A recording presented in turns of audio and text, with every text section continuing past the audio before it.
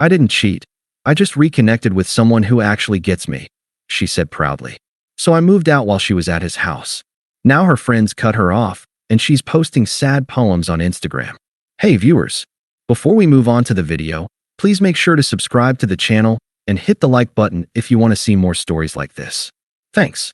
I used to think that loyalty meant something. That if you showed up every day, loved someone fully, supported them even when it was hard, they'd hold on to you, choose you, appreciate you. Turns out, some people see loyalty as a given, a doormat, a backup plan until they find something more exciting. Her name was Bella. We were together for a little over 2 years, and we lived together for the last 10 months of it.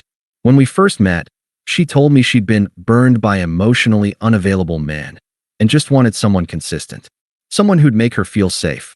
I thought I could be that guy. I was that guy. I'm a remote graphic designer. I work from home, make decent money, and live a quiet life. I'm not flashy. I don't have a motorcycle or six-pack abs or a mysterious past. But I show up. I cook. I remember birthdays. I ask how your day was, and I actually listen to the answer. In the beginning, Bella made me feel like that was enough. She used to wrap her arms around me from behind while I worked and whisper, "You're the calm I never knew I needed." She was trying to write a novel, so I paid most of the bills while she focused on her creative process. I never made her feel guilty about it. I cooked, cleaned, gave her space when she needed it, and encouragement when she doubted herself. Looking back, I can't figure out the exact moment things shifted, but I remember the signs. She started going out more. Writing nights turned into wine nights at her friend Tasha's. Then she began dressing differently, not just nicer, but like she was trying to look like someone she wasn't before. Crop tops, heels, the whole vibe. Then came the phone secrecy. She'd tilt her screen away from me, turn off notifications, laugh at texts she wouldn't explain. I tried to brush it off. Everyone deserves privacy. But the gut feeling never left me. One night, I was walking past the living room, and I heard a guy's voice on speaker. She quickly ended the call when she saw me. I asked, "Who was that?" She didn't even hesitate. "Oh, that's Eric. We were friends in college. He reached out last month. We've just been talking about old times." I raised an eyebrow. "You never mentioned him before." "Well, it's not like it's a big deal," she shrugged. "He just gets me. You know how some people just understand where you've been. He went through a lot of the same stuff." I tried to keep my voice neutral. "Are you saying I don't understand you?" She gave this tired sigh, the kind people give when they want to shut down a conversation without technically refusing to engage. "Daniel, don't make this into a thing. You're amazing. But sometimes I need emotional support from people who've actually experienced trauma. You've lived a pretty stable life. I'm just saying." Eric listens without trying to fix me. That line stuck with me for days. Not because I thought she was right, but because I realized I was suddenly being put in the emotionally inferior category for what? Being calm? Being reliable? Another time, we were making dinner together, and I asked if she wanted to go visit my parents the next weekend. She got quiet. Then she said, "I don't know if I'm in the right headspace to be around people who expect me to perform. Especially your mom." That was weird. My mom loved her. She saw my reaction and added, "I just feel like everyone around you sees me as the lucky one." But maybe I want to feel lucky too. I should have seen what was happening. I was being slowly devalued. Like her brain was running a quiet campaign to convince her that the safe, steady guy she used to love was now some kind of prison. But I still didn't think she'd cheat. That's why the conversation that ended us still feels burned into my brain. She was sitting on the couch, scrolling her phone, smiling to herself. I had just come back from grocery shopping. I tossed her the protein bars she liked and said, "Hey, I got the ones you like." She looked up like I'd interrupted a movie. Then she said it, casually, like it was weather. "Hey, just so you know, I didn't cheat. I just reconnected with someone who actually gets me." I stood there, bag in hand. "What?" "Eric," she said, eyes back on her screen. "We kissed. But it wasn't cheating. It was just closure. You wouldn't understand because you've never had anything real and messy." I didn't say anything. I just stared at her. She put the phone down and leaned back. "I'm not breaking up with you. I just need space to process everything. I've been feeling really confused. I thought we were soulmates, but lately I feel smothered." "Smothered?" I asked. "You're just always there. Always nice. Always steady. I don't know who I am when I'm not being held together by someone else. I need to figure that out." with someone who actually gets the chaos. That was her word. Chaos. Like it was a compliment. A goal. I didn't scream. I didn't ask how long it had been going on. I didn't demand explanations. I just nodded. Okay. She blinked. Wait, okay what? Okay, I said again. You go do what you need to do. She looked surprised. Maybe she expected begging. Anger. A dramatic argument, so she could feel justified in blaming me for her choice. But I didn't give her that. That weekend, she packed a bag and went to clear her head. She told me she'd be at Tasha's. I knew she was going to Eric's. While she was gone, I packed my things, cleaned the entire apartment, left her keys on the coffee table, and moved into my brother's guest room. I didn't leave a note. I didn't block her either. I just vanished from her life. Because if someone can look you in the eyes and call betrayal closure, you owe them nothing. Not even a reaction. I think the silence bothered her more than any argument ever could have. The night she came back, I was already long gone. I had moved the last of my stuff out while she was at Eric's. Took only what was mine. Left the apartment spotless. The keys were neatly placed on the coffee table, right next to the now expired candle I bought her last winter. She called me at 7:42 p.m. I didn't answer.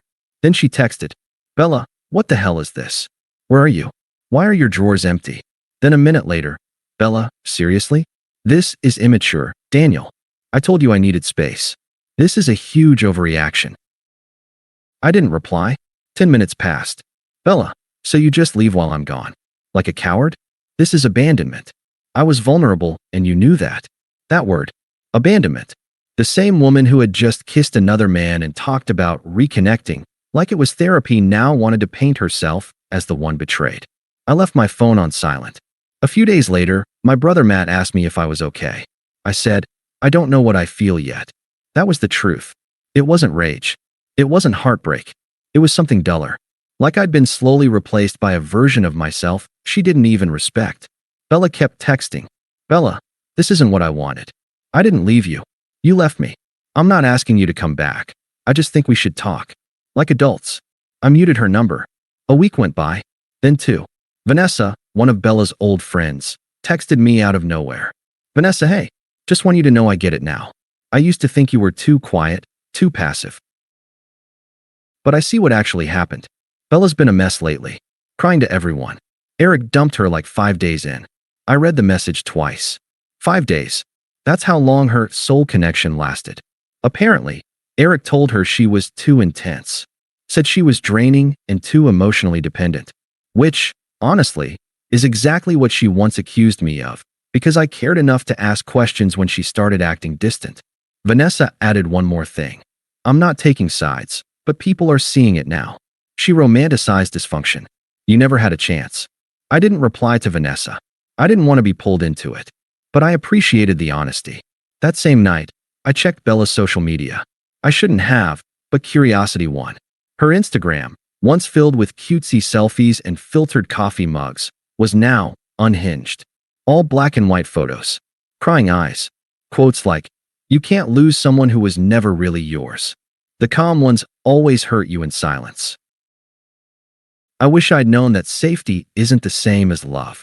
I could practically hear her trying to frame herself as the misunderstood poet of her own downfall. Comments were turned off. A few days later, Matt told me that Bella tried reaching out to Lena, his fiancée. She messaged her on Facebook. Can you just tell Daniel I didn't mean for any of this to happen like it did? He's being really cruel by ignoring me. He knows I spiral when people abandon me. That word again.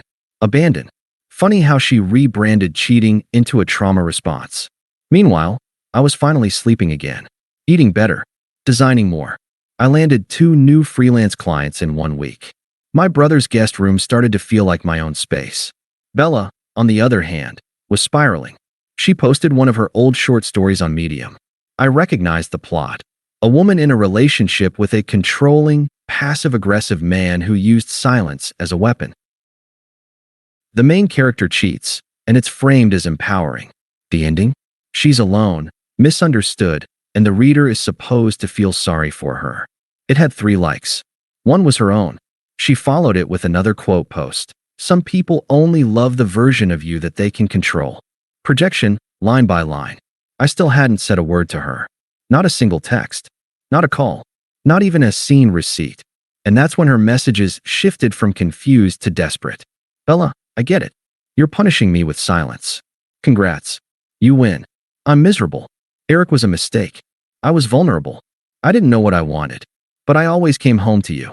Doesn't that mean anything? Then a voicemail. Her voice cracked halfway through. I know I hurt you, okay? But I was confused. You were so perfect that it made me feel broken. Like, how could I deserve you? And when Eric came back into my life, I thought maybe he was some kind of test. I didn't plan to feel things for him. It just happened. But he wasn't you. And now I see that. So yeah, please call me. I didn't. I went for a walk instead. Bought myself a good coffee. Came back and worked on a logo design for a small indie bookshop that reminded me of the kind Bella used to say she wanted to open one day. That night, I slept for 8 hours straight for the first time in a month.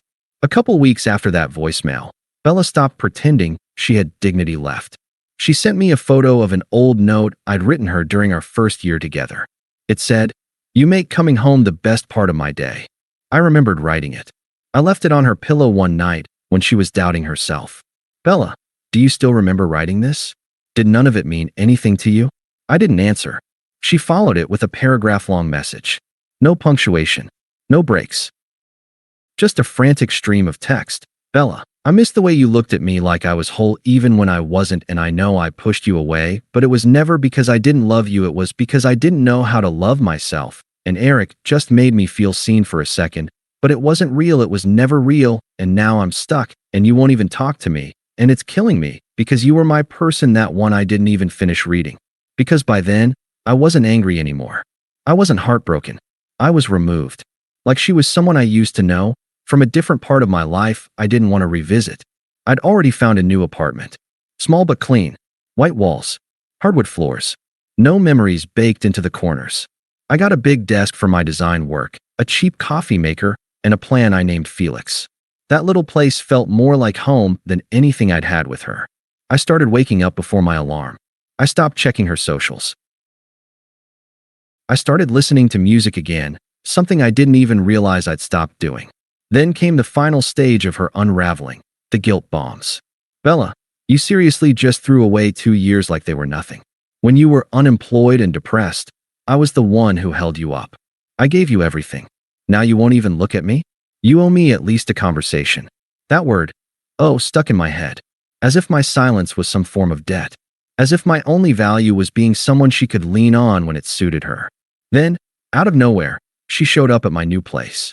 I hadn't given her the address. I can only guess that Lena told Vanessa, who told Bella. It was a Saturday morning. I was having coffee, reading through client emails, still in sweatpants. There was a knock. I opened the door without thinking. Bella. She looked awful. Dark circles under her eyes. Greasy hair tied up like she hadn't showered. Oversized hoodie, probably Eric's. No makeup. No filter. I stepped out and closed the door behind me. Daniel, she breathed, as if she'd just run a marathon. Can we talk? I don't think that's a good idea. Please, she said. Just 5 minutes. I'm not here to beg. I raised an eyebrow. She laughed once, brittle. Okay, maybe a little begging. We sat on the concrete steps outside my building. She folded her hands in her lap, staring at the ground. You hurt me, she started, more than I thought was possible. That almost made me laugh. Almost. You ghosted me, Daniel. You didn't even try to fix it. You just walked away. Like I was trash. I nodded slowly. You said it wasn't cheating. You said it was closure. And that I wouldn't understand. She flinched. You're quoting me now? I'm reflecting, I said. You wanted emotional honesty. I gave it to you. She shook her head. I was scared. I thought Eric could help me understand myself. He reminded me of who I used to be. And who was that? I asked calmly. She didn't answer. You didn't want help understanding yourself, I said.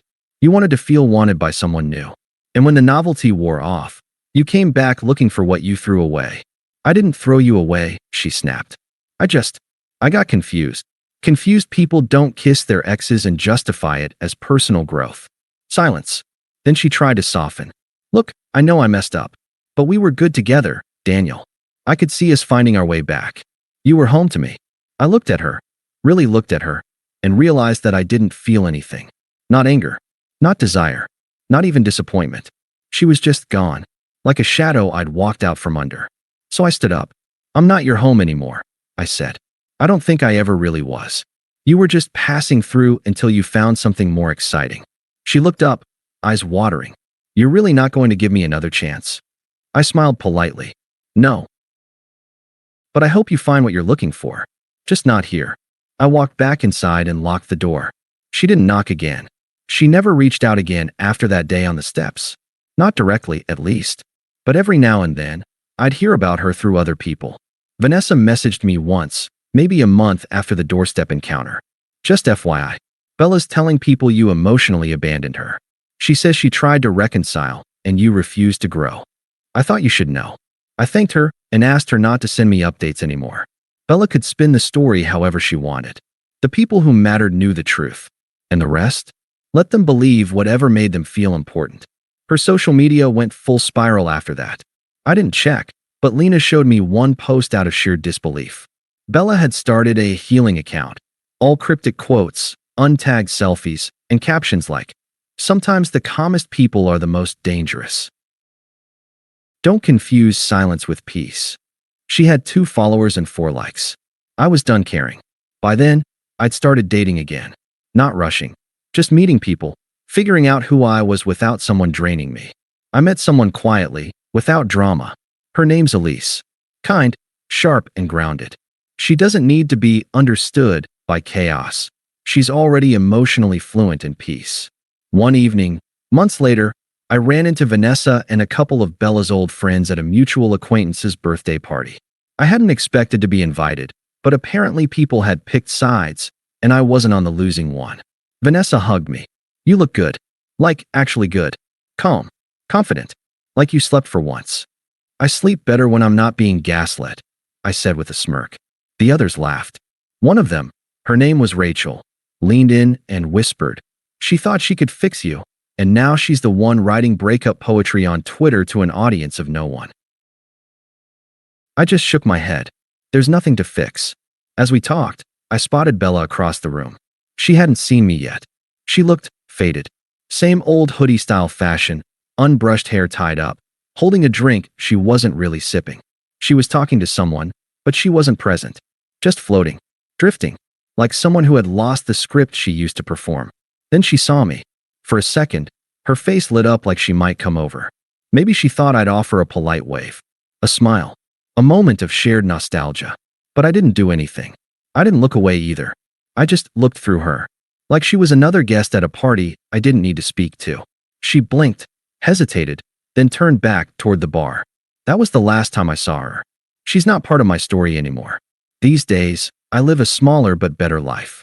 A clean apartment filled with sunlight and peace. No raised voices. No guessing games. No emotional riddles masquerading as growth. Elise and I spend our weekends walking to bookstores, cooking together, or just reading in the same room. She doesn't make me feel like I'm missing something for being calm. She says it's the first time she's felt like she could exhale around someone. Sometimes I think about what Bella said. I didn't cheat. I just reconnected with someone who actually gets me. It makes me laugh now. Because I did reconnect with myself. The version of me who had boundaries. Who didn't accept being a placeholder for someone else's chaos. And as for Bella, well, she was right about one thing. She needed someone who could handle her. I just stopped wanting to. And that was the end of it. Thanks for watching. Make sure to subscribe to the channel and hit the like button. What do you think about this story? Share it in the comments.